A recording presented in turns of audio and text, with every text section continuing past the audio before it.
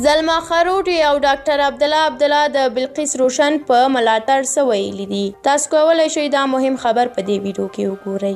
د لوی جرګې د خیمې په تالار کې نن د مشورتي جرګې په پیل کې چې ولسمشر محمد اشرف غني وینا کوله، د ولسي جرګې غړي بلقيس روشن احتجاجاً له خپل ځای نه پاڅېده او په ورسره لوحه چې پرې لیکلي وو وحشي طالبانو ته باج مه ورکوئ لاس کې نیولې وه.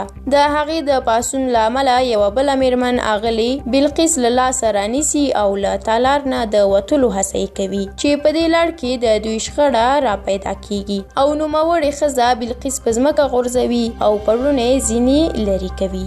د ټولنیزو رسنیو پر نورو کارکونکو سربیره د تلویزیوني تفریحي خپرونو چلوونکي او ویان د زلما خروټي هم په دې اړه چوپه پاتې نه شوه او په فیسبوک پاڼه یې یادې پیښې ته په اشارې سره په خپل پوسټ کې لیکلي چې دا ډېر سپک کار دی چې یوه ښځه دې د ګڼو سړیو په منځ کې راپورته شي او یوه بله ښځه دې په ځمکه راکاږي او پړونه دې ځینې وغورځوي. زلما خروټي په خپل پوسټ کې لیکلي دي چې دا ډېر سپک کار دی چې د ډېرو سړیو په منځ کې یوه ښځه راپاسي بله ښځه په ځمکه راکش کړي او پړونه یې پرې وغورځوي.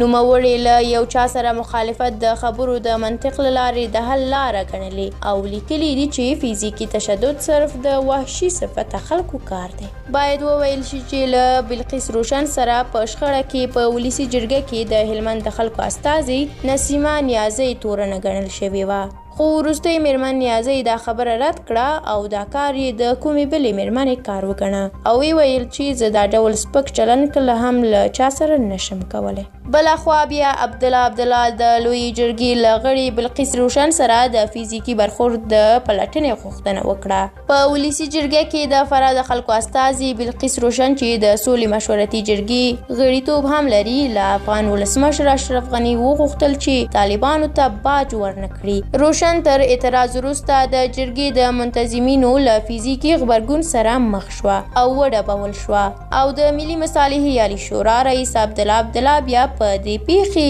خفګان وښوده. له تاسو ډیره مننه چې دا مهمه ویډیو تر پایه ولیدله. که مو دا ویډیو خوښه شوې وي نو لایک یې کړئ. که د بلقيس روشن د دې کار په اړه کوم نظر لرئ نو زموږ سره یې د کومنټ په برخه کې شریک کړئ او که غواړئ د دې پیښې نور جزئیات هم وګورئ نو زموږ د یوټیوب چینل سره پاتې شئ. تر بلې ویډیو الله مو مل شه.